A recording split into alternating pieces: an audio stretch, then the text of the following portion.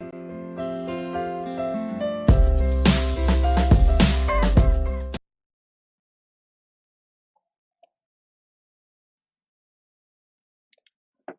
Dear students, welcome to all. स्वागत है आप सभी का पीटी एजुकेशन पे एक बार फिर से। मेरा नाम है राहुल हंस चौधरी और मैं आपके लिए लेके आया हूँ सेशन 137। आज है शुक्रवार और आपको मालूम है हम लोग क्या लेके आते हैं शुक्रवार को, 5 facts of the week, right. ये आज हमारा हो जाएगा 12th सेशन ऑफ 5 फैक्ट्स, तो इसको मिला के आपके हो जाएंगे 60 फैक्ट्स। आप सीरीज को देखते रहिए, बिंज वॉचिंग करना चाहें तो वो भी कर सकते हैं। बहुत बढ़िया फैक्ट्स हैं, लिखे अच्छे से, पेपर में आपको गारंटीड इसमें हेल्प मिलेगी। डिजाइनिंग कुछ इस तरीके से किया गया है कि that will going to help you a lot in the upcoming examinations. चलिए, सबसे पहले जरूरी सूचना एक एडवाइजरी। आप में से जितने लोग चाहते हैं अपने आप को एनरिच करना, रेगुलर स्टडी में बने रहना, एक्सीलेंट पीयर ग्रुप में जाना, तो please enrol in our CA booster premium series और power of 10 series, ideals for professional civil services aspirants, MBAs and college students. इसमें आपको सारी ग्लोबल अपडेट और बहुत सारे डीप एनालिसिस और रिच इंसाइट्स इस पे आपको मिलेंगे, राइट। करंट अफेयर्स की एनुअल कंपाइलेशन 2020 की लॉन्च हो चुकी है बुक स्टोर पे। दिए हुए लिंक पर क्लिक करके अपना पीडीएफ फाइल आप प्राप्त कर सकते हैं और पढ़ सकते हैं। चलिए स्टार्ट करते हैं। सबसे पहले फैक्ट से ग्लोबल रिस्क रिपोर्ट। क्या है ग्लोबल रिस्क रिपोर्ट? आइए, ग्लोबल रिस्क रिपोर्ट ये रिलीज कौन करता है? वर्ल्ड इकोनॉमिक फोरम करती है। तो सबसे पहली बात तो यही याद रखना है कि ग्लोबल रिस्क रिपोर्ट जो है वो कौन रिलीज करता है? तो वर्ल्ड इकोनॉमिक फोरम रिलीज करती है। आपके लिए आज का पहला सवाल, सर हेडक्वार्टर पूछोगे आप? नहीं नहीं यार, हेडक्वार्टर नहीं पूछेंगे। पहला सवाल यह है कि who is the head of world economic forum? World economic forum के हेड कौन है? उस इंसान का नाम आप बताइए जो ये चलाते हैं, right. As per report there are 4 major key findings. तो 4 मेजर की फाइंडिंग्स है, तो 4 बड़े बड़े रिस्क हैं। मैं आपको सारे चार्ट्स और सब डायग्राम आपको दिखाऊंगा। पहला क्या है? इन्फेक्शियस डिजीज, क्योंकि कोरोना आया था। फॉलोड बाय क्लाइमेट चेंज, वो भी चल ही रहा है। Economic fragility and societal divisions, जिस तरीके से मतलब ग्लोबलाइजेशन की जो हवा थी जो बदनाम हुई और सोसाइटी कितने डीप तरीके से बढ़ चुकी है बहुत सारे पैरामीटर्स पे। डिजिटल आप बात कर लिए, लिटरेसी पे आप बात कर लीजिए, हंगर पे आप बात कर लीजिए, पॉवर्टी पे आप बात कर लीजिए, रिसोर्सेज पे आप बात कर लीजिए। तो हर तरीके से सोसाइटल जो डिविजन्स है वो हो रखे हैं और वो बढ़ेंगे ही आगे, ये रिपोर्ट कह रही है। Digital divide, technology adoption post concerns in post COVID world, बिल्कुल सही बात है। अब एआई आ रहा है, तो जितने लोग एआई में पहले से ही ट्रेंड है तो ऐसी आशंका है कि वो लोग उस चीज को पूरा उठा के ले जाएंगे, मतलब कि उसमें अपनी एक मोनोपोली बना लेंगे। तो ये एक तरीके का डिजिटल डिवाइड का इंडिकेशन है। Long term impacts on health as well as on economy will continue to pose devastating effects, right. Corona भी कहीं गया नहीं है, लगातार हाथ धोते रहिए, सैनिटाइजर का इस्तेमाल करते रहिए। मैंने जब अपने घर में बोला कि सैनिटाइजर है ना तुम लोगों के पास, तो देवर लाइक कौन अब इतना ख्याल रखता है? तो ऐसे नहीं करना है, सैनिटाइजर का यूज प्रॉपर तरीके से करो। मैं भी यूज करता ही रहता हूँ। तो ये इस तरीके के कुछ 4 बड़े बड़े की फाइंडिंग्स की रिस्क रिपोर्ट आए हैं। आप वर्ल्ड इकोनॉमिक फोरम की साइट पे जाके इस रिपोर्ट को पढ़ सकते हैं। इसका जो चैप्टर 3 है वो बहुत ही बेहतरीन है। वो पूरा यूथ के लिए वो चैप्टर है कि opportunity for the youth in the lost age या in the post COVID age, right. तो वो आप पढ़िए वो चैप्टर को, बहुत ही बेहतरीन चैप्टर है वो। 4 solutions to all these risk. अब इन सभी रिस्क के सॉल्यूशंस क्या हैं? सबसे पहला है कि आप एक एनालिटिकल फ्रेमवर्क बनाएं ताकि ये जो रिस्क है इनको मॉनिटर किया जा सके। पहले तो भाई दुश्मन को जानना होता है ना, दुश्मन को जानोगे समझोगे तभी तो लड़ोगे ना उससे, तभी तो आप एक अच्छी रणनीति तैयार कर पाओगे। तो सबसे पहले आपको एक फ्रेमवर्क की जरूरत है इसको मॉनिटर करने के लिए। उसके बाद national leadership as well as international cooperation, दोनों की ही मतलब जरूरत है, तो दोनों को एनकरेज करने की जरूरत है। फेक न्यूज और मिस इंफॉर्मेशन, इनसे बचने की जरूरत है क्योंकि आजकल बहुत रैपिडली स्प्रेड हो रहे हैं। Explore new forms of public private partnership on the risk preparedness. तो पब्लिक पीपी का जो मॉडल होता है पीपीपी, उसमें भी एक रिस्क प्रिपेयर्डनेस का जो तड़का है वो डालना चाहिए, राइट। तो ये सारी बातें हैं ग्लोबल रिस्क रिपोर्ट में। अब बगल में ये बहुत ही बेहतरीन सा चार्ट है, top risk by likelihood and top risk by impact. तो ये सारे हैं, देखिए आप नंबर 1 पे इन्फेक्शियस है ना, बाय इम्पैक्ट बहुत बड़ा इम्पैक्ट छोड़ा था। Climate action failure, weapons of mass destruction, biodiversity loss, natural resource crisis, human environmental damage, livelihood crisis, extreme weather, debt crisis, IT infrastructure breakdown. और ये लाइकलीहुड के हिसाब से है, ये इम्पैक्ट के हिसाब से है। अब अभी जो प्रेजेंट डेंजर है, मतलब शॉर्ट टर्म रिस्क, 2 सालों में जो दुनिया के सामने जो खतरा है, बिल्कुल अच्छे से बना लेना चार्ट को, लिख लेना, बहुत बेहतरीन चार्ट है। क्या क्या है अभी जो 2 सालों में जो मतलब खतरा है, सबसे ज्यादा जो मतलब रिस्पॉन्ड किया गया, सर्वे हुआ था, सर्वे में लोगों ने सबसे ज्यादा जो रिस्पॉन्ड किया वो है infectious disease, livelihood crisis, right, migrant issue याद कीजिए, कनेक्ट कीजिए उसको, extreme weather events, cyber security failure, digital inequality, prolonged stagnation, terrorist attacks, youth disillusionment, social cohesion erosion, human environmental damage, right. तो ये हैं अभी के शॉर्ट टर्म के रिस्क। मीडियम टर्म जो 3 से 5 साल तक चलेंगे, asset bubble bust, IT infrastructure down, अगर आपका मतलब नेट ही एक दफे को गायब कर दो, किसी का अगर पेशेंस चेक कर दें तो सबसे अच्छा तरीका है उसको 2G का नेट पकड़ा दो, and then see how much patience he और शी हैज, राइट।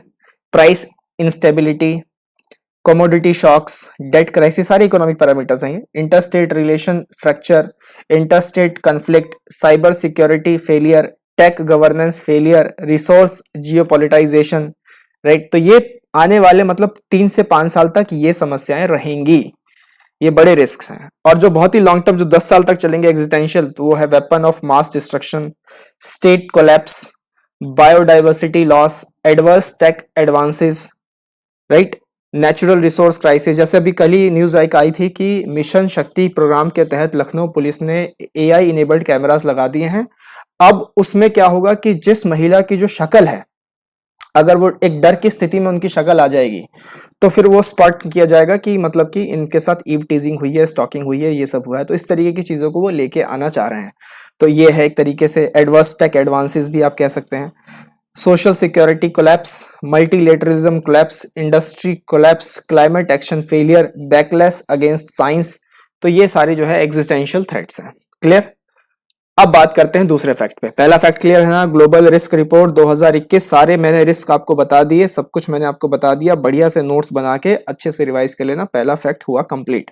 दूसरे फैक्ट पे आते हैं। India innovation index 2020 IIN release करती है कौन? नीति आयोग रिलीज करती है। This index measures innovation input through enablers. तो मतलब इनोवेशन को अगर मेजर करना है तो एक होगा इनपुट, एक होगा आउटपुट। इनपुट को जो मेजर किया जाएगा वो इनेबलर्स से किया जाएगा। और इनेबलर्स के कितने पैरामीटर्स हैं? इनेबलर्स के पैरामीटर्स हैं 5, राइट। कौन कौन से हैं? ह्यूमन कैपिटल है, इन्वेस्टमेंट है, नॉलेज वर्कर है, बिजनेस एनवायरमेंट्स है, सेफ्टी एंड लीगल एनवायरमेंट है। तो ये 5 पैरामीटर्स हैं और इसमें 25 इंडिकेटर्स हैं, राइट। मतलब आप ये समझ सकते हैं कि हर एक पैरामीटर पे 5 इंडिकेटर हैं। अब इनपुट आपने दे दी, ह्यूमन कैपिटल दे दिया, इन्वेस्टमेंट दे दिया, नॉलेज वर्कर बना दिए, बिजनेस एनवायरनमेंट का इकोसिस्टम क्रिएट कर दिया, लीगल एनवायरनमेंट बहुत सपोर्टिव है।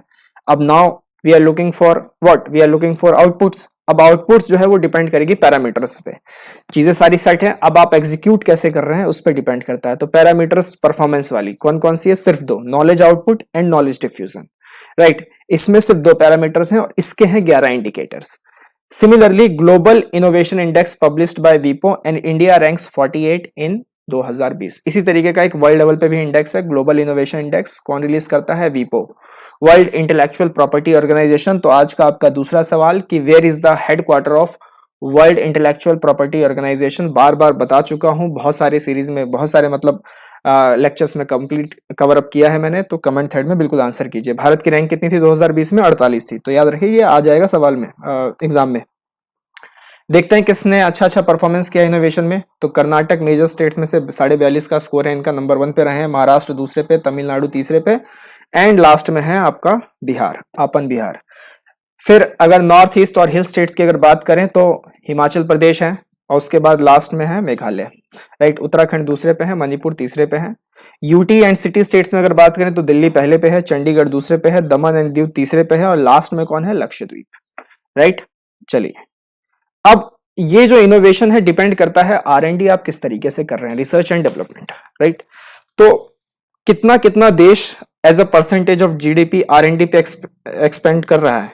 2018-19 के आंकड़े हैं ये। सबसे ऊपर कौन है इसमें? इजराइल वाले भाई साहब हैं। दूसरे पे कौन है? साउथ कोरिया है, दिख रहा है आपको। स्वीडन है, जापान है। इनके मतलब आप ब्लॉक्स देखिए, बार्स देखिए कितने मतलब, और इंडिया का देखिए, ये रहा इंडिया 0.64, राइट। मतलब UAE हमसे ज्यादा स्पेंड कर रहा है R&D में as a percentage of GDP 2018-19 के अगर आंकड़े देखें।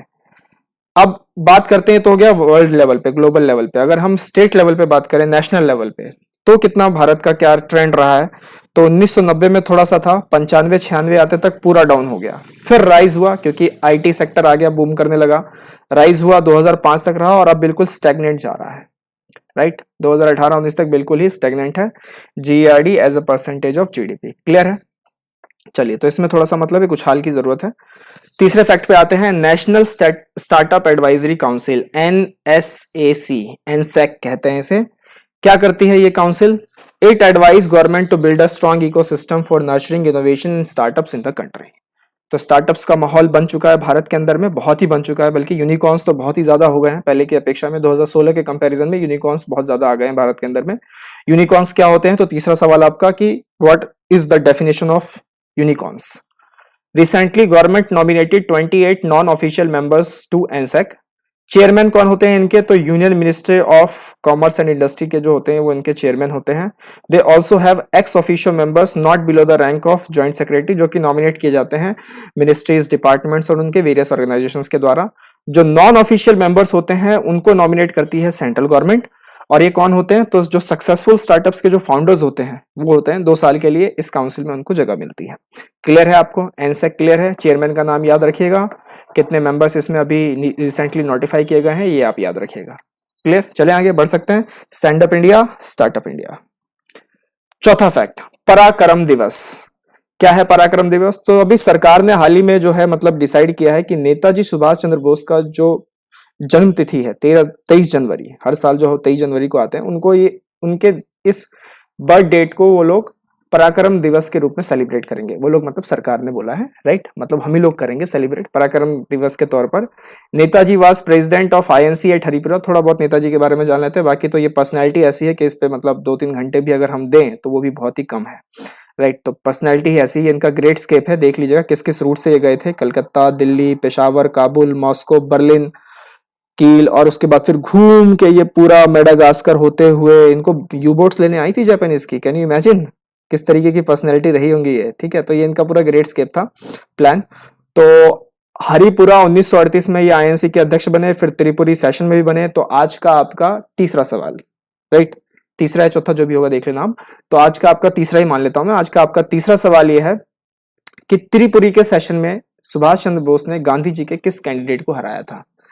त्रिपुरी का जो सेशन हुआ था जहां ये आईएनसी के प्रेसिडेंट चुने गए थे, तो गांधी जी ने अपना भी एक कैंडिडेट खड़ा किया था, क्योंकि गांधी जी नहीं चाहते थे कि ये बने प्रेसिडेंट आईएनसी के, तो उन्होंने उनको हराया था उस इलेक्शन में, त्रिपुरी के सेशन में। और उसके बाद फिर मतलब जब सुभाष चंद्र बोस जी को पता चला कि गांधी जी नहीं चाहते, तो उन्होंने खुद ही मतलब आईएनसी छोड़ दी, और उन्होंने आईएनसी के अंदर रहते हुए ही यानी पद त्यागा, और आईएनसी के अंदर रहते हुए ही एक पॉलिटिकली लेफ्ट विंग बनाया जिसका नाम था ऑल इंडिया फॉरवर्ड ब्लॉक। 1939 में उन्होंने इसकी ऑर्गेनाइज की, इसकी स्थापना की। ही ऑर्गेनाइज्ड आजाद हिंद फौज इन सिंगापुर इन 1943। 1943 में भी आजाद हिंद फौज इन्होंने बनाया। His Azad Hind Fauj has women regiment called as Rani Jhansi regiment, जिसको लेड कौन कर रही थी? अभी इनकी में हाल ही में मृत्यु हुई है, कैप्टन लक्ष्मी सहगल। राइट, ज्यादातर इन्हें लक्ष्मी स्वामीनाथन थी, लेकिन after marriage she will become Lakshmi Sahgal, जो कि मतलब प्रेसिडेंट के पोस्ट के लिए भी खड़ी हुई थी भारत के अंदर में। राइट, चलिए, तो पराक्रम दिवस क्लियर हो गया आपको। किसको कमेमोरेट करेगा ये? नेताजी सुभाष चंद्र बोस को। बगल में ब्यूटीफुल सा चार्ट है इनका ग्रेट स्केप, कैसे कैसे इन्होंने मतलब क्या क्या इन्होंने प्लान बना रखे थे। पांचवें फैक्ट और लास्ट फैक्ट पे आते हैं आज अपने इस सेशन के, कोलम ड्राइंग्स। तो सोचा थोड़ा कल्चर से भी कुछ बातें कर ले, बहुत समय हो गया कोई कल्चर पे हमने बातें नहीं की है। तो कोलम ड्राइंग्स क्या है जानते हैं। It is traditionally an Indian art form of drawing geometric patterns on the floor. तो एक ज्योमेट्रिक पैटर्न्स जो है ये रंगोली टाइप ही आप कह लीजिए, लेकिन एक ज्योमेट्रिक पैटर्न की सर्कल बना दिया, स्क्वायर बना दिया, जैसे ये आपको बगल में दिख रहा है ना, तो एक ज्योमेट्रिक पैटर्न फ्लोर पे बनाया जाता है। कहाँ से ये बिलोंग करता है? तो साउथ इंडिया से बिलोंग करता है। जनरली तमिलनाडु में इसका ज्यादा प्रभाव है, लेकिन कर्नाटक, केरला सब जगह जा चुका है, तो तमिल आप साउथ इंडिया बोल सकते हैं। The drawing includes edibles like rice, floor, pulse and leaves. तो ये खाने वाली चीजें भी इसमें होती हैं। मोटिव्स में include lotus, fish, birds which reflects the unity of man and beast. Most of the design are circular, exuding as sense of endless time. Right? कि समय जो है वो endless है। क्लियर। तो उसको दिखाने के लिए ये लोग जो है सर्कुलर का एक सर्कल डिजाइन ज्यादातर फॉलो करते हैं। Sun, moon and zodiac signs are also a common theme, they are symbol of health and prosperity in the houses. तो बस इतना याद रखिएगा, साउथ इंडिया से बिलोंग करता है, इसमें एडिबल चीजें जैसे राइस फ्लोर पल्स लीव्स ये सब भी होती हैं, मोटिव्स जैसे लोटस फिश बोर्ड्स ये सब भी आते हैं। तो ये आपके स्टेटमेंट बना के पूछे जा सकते हैं कॉलम ड्राइंग्स। क्लियर। चलिए, तो आज के 5 फैक्ट्स आपको कैसे लगे बताइए मुझे कमेंट थ्रेड में। सेशन को लाइक करना ना भूले, शेयर करना ना भूले, अच्छे अच्छे पॉजिटिव कमेंट्स करें, प्यारे प्यारे कमेंट्स करें। Thanks for your love and support. ऐसे ही हम लोग को मोटिवेट करते रहें और हम आपके लिए बेहतरीन सेशन ऐसे ही लाते रहेंगे।